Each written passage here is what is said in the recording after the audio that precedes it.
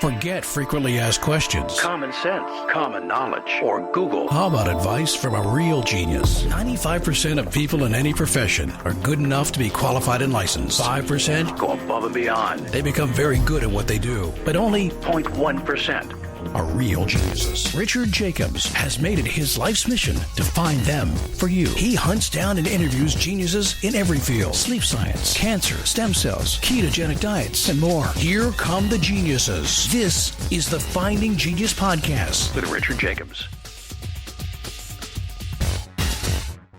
Hello, this is Richard Jacobs with the Finding Genius Podcast series. My guest today is Richard Marshall.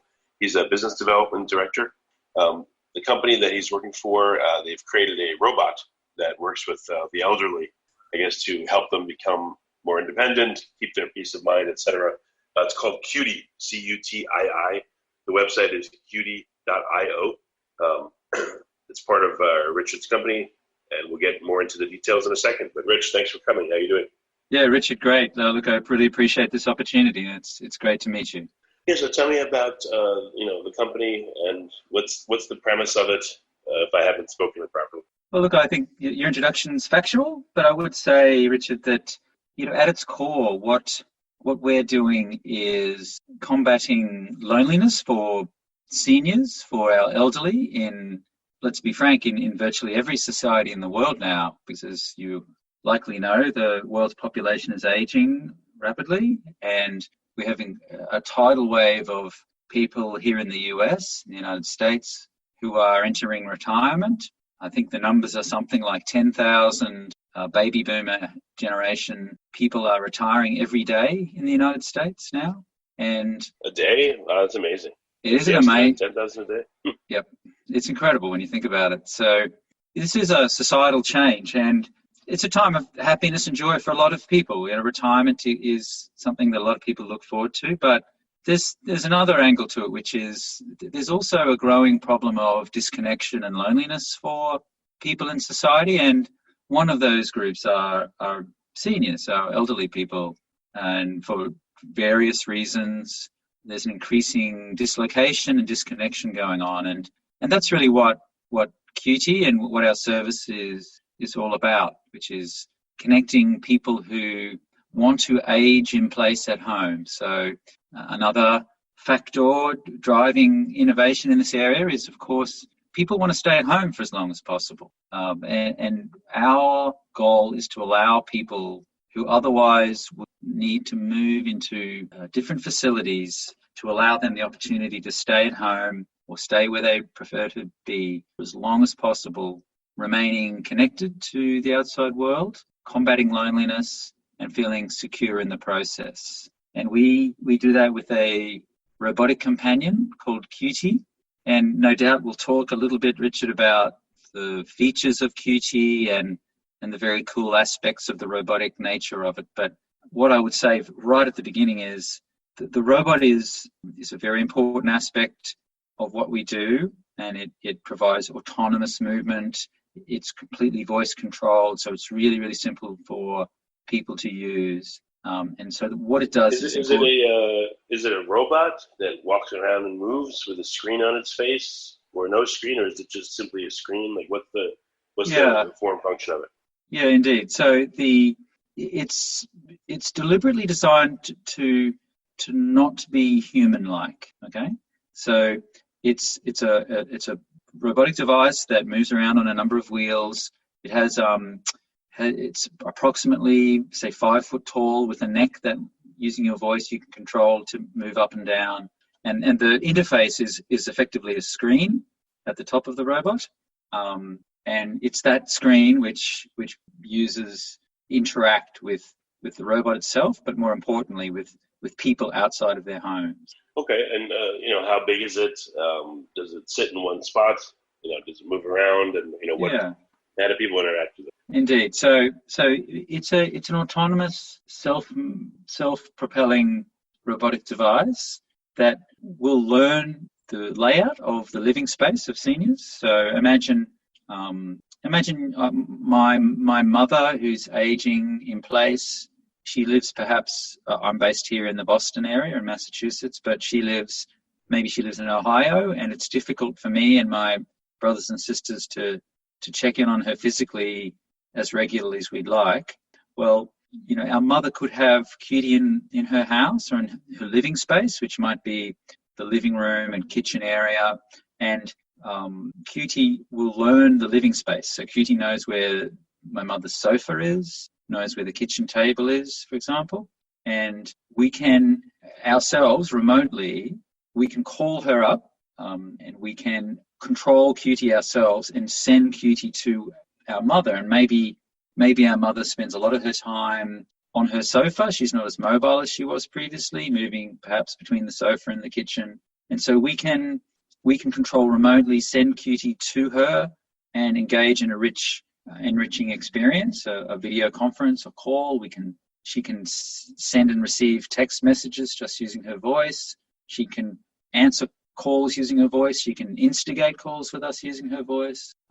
And similarly, my mother would be able to say, Cutii, come to the sofa, and Cutii would come to her, okay, in a very easy to use user experience. And in that way, make the process of connection for seniors that much easier, because there are many, many well-intentioned technologies, Richard, which are intended to tackle this problem, and ours is one of those. But we would say we need to be very cautious about throwing technology at these problems without really understanding how people will use them. And I know that that's something our team at CareClever, the makers of Cutii, have done really, really well in the last 4 years. So this robot, but the services that it provides for people are completely designed from scratch, 100% for this use case, for this use. So it's been designed with seniors over the last number of years, specifically for this. So it's not a generic robotic technology that's rolling around looking for an application. In fact, it's exactly the opposite. It's been designed, whether it's the physical form, the services that it offers, the user experience using it has been completely designed for this use case. So why not have just, do this through a software program and a screen? Why do you need to have this thing running around? Is it because it's part pet, part companion, and the movement of it around the person's apartment or house is critical? Look, it is. It is for. It's clearly a very valid question, Richard. It's designed to be mobile and autonomously mobile for a number of reasons, and the main one being the services we offer include connectivity to people outside of the senior's home, and that can be friends and family. So the example I gave thus far relates to that. And the second connectivity that Cutii allows is emergency response. Okay, so if my mother there in Ohio, if she falls in her living room and she doesn't have a phone with her or is out of reach, she can use her voice to ask Cutii to instigate an emergency workflow. She can use Cutii to instigate an emergency workflow, and Cutii will call a series of emergency contacts. And when responding to those emergency calls, the emergency responder can move Cutii to the senior. So there's again, in both cases thus far, the fact that Cutii can be moved to the senior is actually quite important. The person is not up and walking around, moving from screen to screen a lot of the times in their daily life, and this accounts for that. And then the third aspect, so the third level of connectivity that we offer to the outside world is remote patient monitoring. So similarly, for example, my mother might have a clinician who regularly wants to check in with her in Ohio, but perhaps she's remote, lives in a rural environment, or it's for cost or staffing availability. It's difficult for people to visit her home regularly. The clinician, the practitioner, can instigate a remote patient monitoring session, again, simply by establishing it using the senior's voice to respond to the call. And again, the senior could ask for Cutii to come to him or her and participate in that clinical interaction. and again, in that case, it requires mobility. The robot moving around the person's house, are you at all worried about them tripping on it, not seeing it, and falling over it? I mean, does it also know, instead of just the furniture, where the person is? Where they're, I guess you call the robot's person, Yeah. so they can stay near them, but not too near, not underfoot. Like at home, our dogs, we trip over them all the time. So it may be important to look at that. Yeah, look, that's a fair question. So the device is fitted with a full range of sensors, infrared and otherwise. Maybe the analogy I'd make is, if you think of a Roomba, robotic vacuum, okay, and this clearly is not one of those, but in a similar way, the Roomba is aware of impediments and blockages, and it's effectively the same way for Cutii. So if Cutii can't move beyond a physical impediment, if that's a person, then Cutii would stop. And the second point I would make is that Cutii is actually designed to be robust. So the footprint of it is more than a foot, roughly triangular fashion. So it's it's in the same way. It's not a small tripping item like a Roomba. It's not your schnauzer on the ground that you might trip over walking from your sofa. Cutie's designed to be fairly visible and quite tall. Okay. So are these in use yet? And what's been the response from seniors using them? Yeah, look, I'm happy to say that Cutii is in the market now. This year as our product was launched. Now, first market is actually in France, and we have Cutii with customers there, and this is on the back of a significant development program in the last period. For example, last year there were more than 300 days of service of Cutii in people's homes. This was a beta trial there in France, but the product's very much commercial now and is available. We know from the beta trial work that overwhelmingly people love it.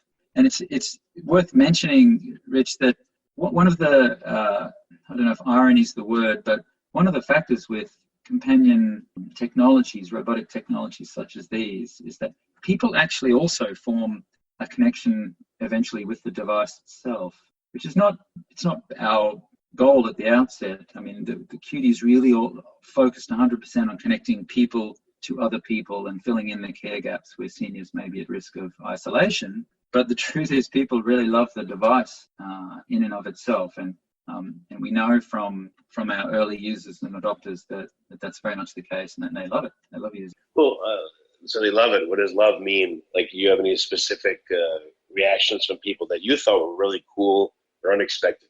Oh, look, we focus we focus on people's responses to the human-to-human interaction. So most of the anecdotal or qualitative response with Cutii has been people expressing their enjoyment of enriching experiences with other people in live. So it's probably also worth reiterating, Rich, that it's intended to connect people to other people in real time. And that's actually something quite differentiating for us. I mean, you could say it makes it a little bit more hard work to scale. This is not an Apple iWatch or an Echo Dot. This is a device which is intended to bridge humans to humans. So we spent a lot of time and effort developing people providing rich services in real time for seniors to enjoy from the comfort of their home.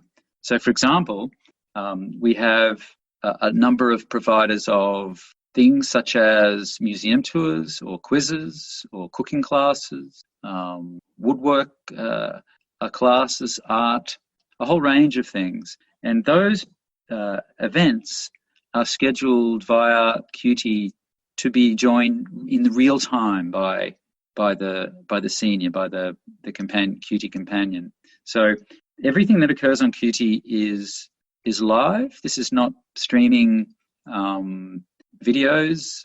It's not YouTube on wheels. It's not a playlist and waiting to happen. This is person to person. And so, the experience of the users thus far is they really enjoy building the human connection with the people providing these services. They love the fact that in our first market in France, we have a telemedicine provision. So we use a telemed provider who provides physicians via video, and people really enjoy the fact that they can have told us they really enjoy the fact that they can enjoy those again from the comfort of their home. Well, very good. So are people able to get the Cutii right now, and where can they go to find out more about it? Absolutely. So it's currently available in France, our first market, as I say, and I'll direct people to our website, which is Cutii, Cutii.io. In the United States, so we're recording this in March 2020. So in the United States, we are starting pilot trials in the US in the coming 2 months, and the product would be commercially available towards later 2020. But I will say we are quite interested in developing relationships with strategic partners, home care organizations, senior technology providers, and so we are very keen to talk to channel partners in the United States as well. Well, very good, Rich. Thank you for coming. Again, the website is cutii.io, Cutii.io, and I appreciate you being here. Rich, I really appreciate your time, and it was great to talk. You've been listening to the Finding Genius podcast with Richard Jacobs. If you like what you hear, be sure to review and subscribe to the Finding Genius podcast on iTunes or wherever you listen to podcasts. And want to be smarter than everybody else? Become a premium member at findinggeniuspodcast.com. This podcast is for information only. No advice of any kind is being given. Any action you take or don't take as a result of listening is your sole responsibility. Consult professionals when advice is needed.